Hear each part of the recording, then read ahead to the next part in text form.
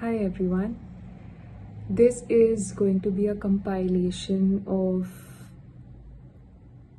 all the things that I did alone and how I felt after it, how it affected my anxiety, how it contributed to my confidence and my journey of discovering self-love and self-respect. And now I am going to be honest with you, I don't know if I'm going to post this video, but I just thought that why not at least begin with the video, because I went to a cafe today for the first time by myself. I was craving a good cup of cappuccino since yesterday and I wasn't really feeling good. I have not been feeling my best for the past couple of days, and so today I thought that I'm not going to overthink it and I'm simply just going to go to the cafe and I'm going to have my cappuccino. I could have ordered it, but then I did not do that. And the only reason I ended up in that cafe alone was because I did not overthink it, which is what I usually do most of the time. This is not the first time that I thought about going to a place alone, taking myself out.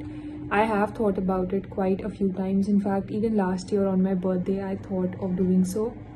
But then I ended up not doing it and I ended up just spending the time at my flat, just ordering everything from the outside and not really stepping outside. But today, it scared me to think that if I start overthinking it, if I don't do it very soon, I will not trust myself enough when certain things come to my mind, when certain things that are really good for me, when they come to my mind, and when I plan that, okay, I will do this sometime. So I will not trust myself if something like that happens with me, because I have been postponing going out and doing things on my own. And I want to make it very clear that it is difficult for me, because I am somebody who, even though I'm used to doing a lot of things on my own. I am used to just living on my own by my choice, obviously. But still, there are certain things that, since I've never done those things alone in my life, I have been dependent on somebody else for those things. So for example, I'm not somebody who is a social butterfly. I don't like to go outside every weekend and do different things. I'm not somebody like that. I like my own space, just being in my room and ordering food from outside and just watching a good show or a movie. But since the past couple of months, I have realized that I will have to step outside. I will have to experience things.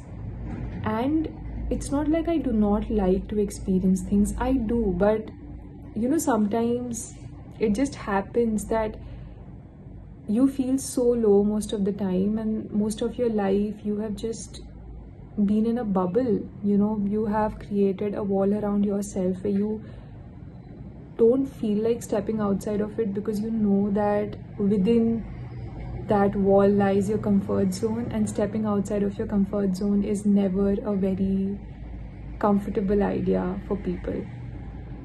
But like I said, since the past couple of months, I've been realizing that I will have to do that, not just for me, but also people who are important to me.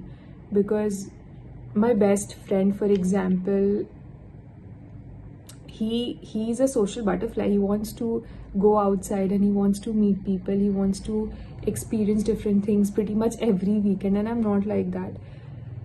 So I think he's one of the reasons why I realized that I should be doing this, because if I don't do it right now, and I'm in my college, I'm in my third year, and if I don't do that right now, I won't really get a lot of time after I start earning, and I won't really get a lot of people who will be interested in doing it with me, because they will also be busy in their lives.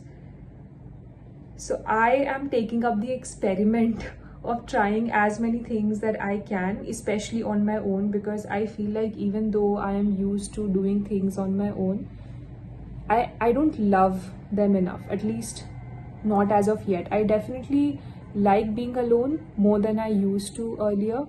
I definitely like doing things on my own more than I used to earlier, but then I want to fall in love with it. And hence this compilation of different instances. I'm going to talk about them every single time I do it, every single time I do anything new on my own. So this was the first instance where I went to a cafe and had a cup of cappuccino on my own. And I'm going to be very honest with you, I loved it and it wasn't scary. I'm not kidding. I know people, they often rate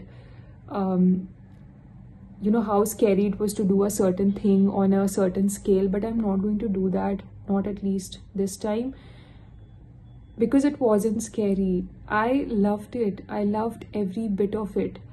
Just what made me a bit anxious was going there, traveling there, and then traveling back from there. Because again, I rely on my best friend. Even for that, whenever we go outside, I travel with him and then I travel back home with him as well. He's the one who's dropping me and picking me up. So the traveling portion of it was a bit anxious, even though I only had to travel for a couple of minutes back and forth. But still, that was something that made me a bit anxious because I'm not used to doing that unless I really have to. But otherwise, stepping into that cafe and then sitting there and ordering my coffee, I really felt like myself. I don't know how else to explain it. I felt like, this might sound very corny and filmy, but I felt like a piece of me was waiting there for me. I don't know how else to explain it.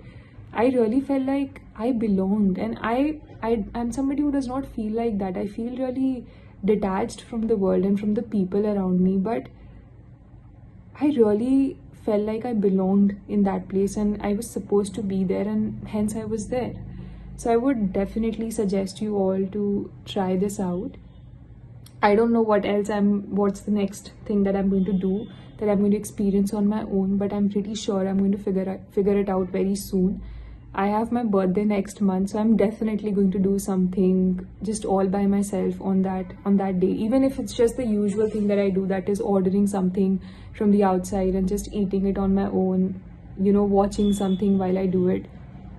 I'm going to talk about even that, because normally what happens, I'm not saying that this is a rule, but normally what happens, and at least normally what has happened with me for all my life till now, is that I spent my time alone on my birthday because I had to, because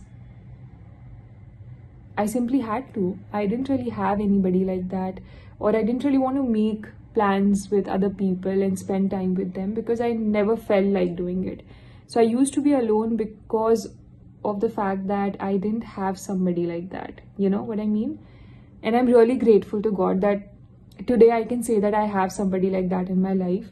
But I still think that it is out of self-love that I'm going to spend some time by myself on my birthday. And I am definitely going to talk about it. So let's see what happens, and I'm just truly happy. It was a really significant and an emotional moment for me, and I think it's going to help you if you are feeling low, if you feel detached from yourself and from the world. I think you should romanticize your life as much as you can, and this is something that I've understood only now in life, and I think I'm going to carry it with myself till the day I die. And I know all of this sounds so filmy and maybe a bit extra, honestly, but I just want to put it out there that it is worth it. So definitely try it out.